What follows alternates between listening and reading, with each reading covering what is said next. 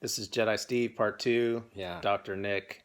So we feel that we covered a lot of stuff in part one. So we kind of wanted to talk about culture of where it is right now, not necessarily in the cannabis industry, but just in life with sexology, consent, where thing is going on with relationships. So tell me about your experience with growing up and the roles that male and female had then, and at what point, what was good about that at that point, and what's good about it now. Wow. That's a loaded question. Yeah. Very interesting one. Yeah. There was a lot of good. Now, I'm obviously an older person living back there always is going to glamorize that was a better time. I think what was nice about it is that it was a slower time. It just was slower. It was easier to make a living, and we valued family and culture and getting together, and we worked less. And only one person had to make the income, so the other person basically was just taking care of the household and the food and the chores. And I so, like how you did that. yeah, house and the food and the chores. One person was working, the other person. Well, the interesting thing is yes, in the majority of the cases, it was the men that was working, but there were cases where it was reversed back then, and the dynamic it wasn't, to me, it wasn't as bad as it was made out to be. I mean, I grew up with a mom and dad that had the traditional roles. My mother was home, but my mother always used to say, your dad is the head of the household, but I'm the neck. And the neck determines where everything is going. And she was the one who raised us kids. And she was the one who controlled the money. She was the one who controlled a lot of things. So I never saw it as a negative or less than my father. Actually, most of his kids thought that the housewives got the better deal. They had a less stressful life at that point. But I know that's not the case for everybody. I was raised in that environment. Today, when I see couples where they're both working all day long and they're not slowing down, nobody is in the kitchen. Being in the kitchen, taking care of the home, setting the environment, making the home a place where it was a refuge to come back, where the kids and the family and whoever worked came in and the home smelt of food being cooked, clean sheets on the bed, and maybe a yard that somebody took some care in. When I see today, most people do not have time for any of those things. And to me, sexuality, sensuality, let's use the word sensuality, comes from our environment. When we have music and we're eating food and we're cutting vegetables or we're mowing the lawn or tending to a garden and doing these things or spending time with the children, that's a sensual thing. That's connecting to Mother Earth. And today I don't see a lot of that, and I don't see that connection, and we're losing that. Do you you're talking about the young lady that you were talking with, that her and her friends are having trouble with the identity Yeah, today of and you want to tell me a little about that? yeah, it's interesting. I just talked to a young lady, a 27-year-old, and she was sitting around with her girlfriends talking about the fact that everyone in that group, the women now were making more money than their boyfriends or husbands. And they were working longer hours. And so they were confused on if the guy stayed home, and most of them needed someone to help with the laundry. They were working long hours. They wanted to come home, and it was nice to have the smell of a dinner going on, and maybe he did the loads of laundry for her. And it was interesting because she told me that the girls were all saying that they had a little bit of problem with respect, and they would say things like, I have more value, or I'm bringing in the money. And I found that fascinating, and I told her, I said, it's interesting that 50 years ago, my dad would have never come home and said to my mother, I don't have respect for what you're doing, I have more value. I mean, my dad knew that the one running the home actually had more value. He was a worker. His job was to go to the factory or this restaurant that he had and work his ass off to make sure that that house was functioning. And so I find this interesting, this dynamic that we got to figure out now. And obviously this is affecting sexuality tremendously, because you've got to have desire, and desire, one of the elements of desire is respect for the other person. Some of that's a social construct, but also some of it's biology too. Yeah. Yeah, the biology of that, it's, what does a woman want? That's always interesting. And what puts her in that place? And what is at her core? And what is at a man's core? Do men like to serve? And I think the truth of a lot of that has been overshadowed by a negative look at that. I think in most cases, men are much nicer than a lot of people would like to say. Men, a lot of men, when we interview them, what are you looking for? They're looking for connection and family, and they need purpose. A man is a provider. And I know that sounds very old fashioned, but you'll talk to young men, and if you give them purpose and they know that what they're doing has value, they strive harder, and they tend to stay away from drugs. They tend to stay away from the alcohol if they know that there's a reason for their existence. And I think we got to be careful that we give men value again into their lives. So, Yeah, purpose is very important. I think it's yeah. for both sides. So you said a while back that you're at the feminist rallies, and now do you feel that they've lost sight of what the clear goal is? Looking back, the feminism started in the 60s and 70s, and that's when I was married, had a young wife, and I was all for it. We carried signs and went to protests. We wanted equality. We needed equality. We needed all of those things. And now, 50 years later, it's to me, I feel like it's time to go past the anger and the revenge and looking at the old, and it's time to start dreaming of what do we want? What men and women are going to have to get along one way or the other, and we need each other. And it kind of breaks my heart when I see a single mother teaching her daughters, you don't need a man.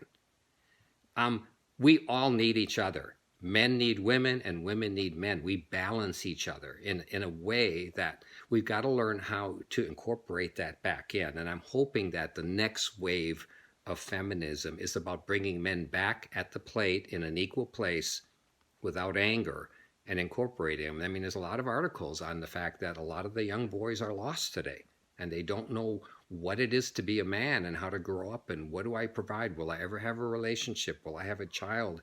What is the influence on my kids? It's we need, if the old role models didn't work, we've got to give some new role models, and I have no clue what that looks like, but Yeah, and it's we talked earlier about like your spiritual uh, prowess, and same for me, that we take like a lot of the good things from a lot of the different spirituality, and I think that is the answer, taking a lot of the good things from it instead of saying all men are bad, all women are bad, this religion's all bad, exactly, this is all. It's like, no, what do you stand for? What do yeah, you personally stand for? And if it's working for you, I was going to say if it's working for you, then I have nothing to say. But I really don't have nothing to say unless it's not working for you and you want help on it. Otherwise, if mm-hmm. you're not doing any harm to anybody, then and then it's fine to be doing it, as long as you're not like doing Yeah, anything that's like yeah, hurting mankind or anything along those lines. Then it's doing, because I don't think everything's up for necessary conversation, as far as like your personal stuff and my personal stuff, unless we want it to be part of the conversation. yeah, yeah. I was fortunate. I grew up in a very passionate, sensual, loving house. My dad was a Greek man and made love to my mother almost every day. I mean, there are 8 kids, and he was just always all over her, but in a very loving, respectful way. And I I always looked at their sexuality, sensuality as a connection and a way for them to problem solve, and I lived my life that way.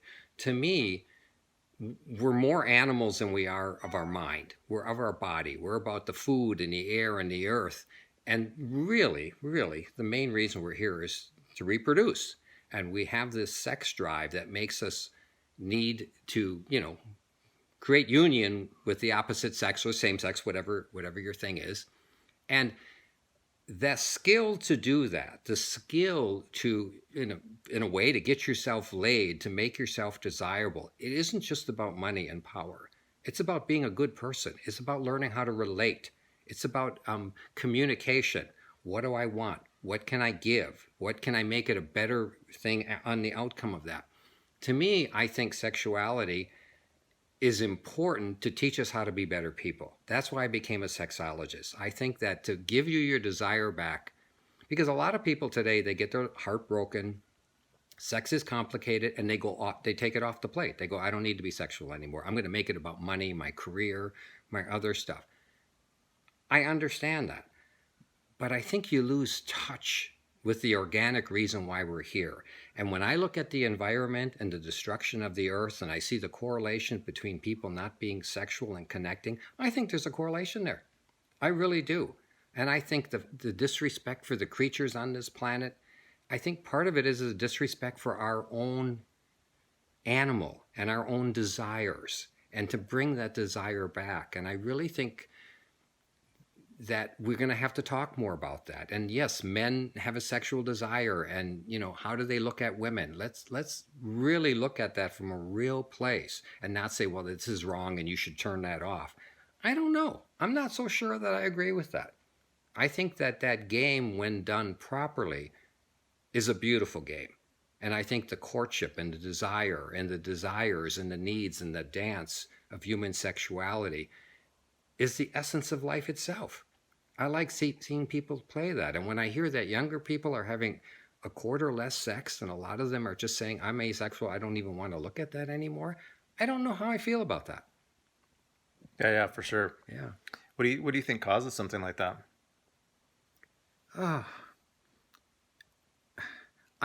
So many things. The value of a culture. I think the value right now is very competitive. It's about more of a me culture, and it's based on a scarcity consciousness, which breaks my heart, because this earth has enough to provide for everybody. We don't need, we have the technology and the abilities to not have any more wars, to have enough food for everybody, to have enough medicine for everybody. So the scarcity mentality, I think, in this fear is what's dividing people.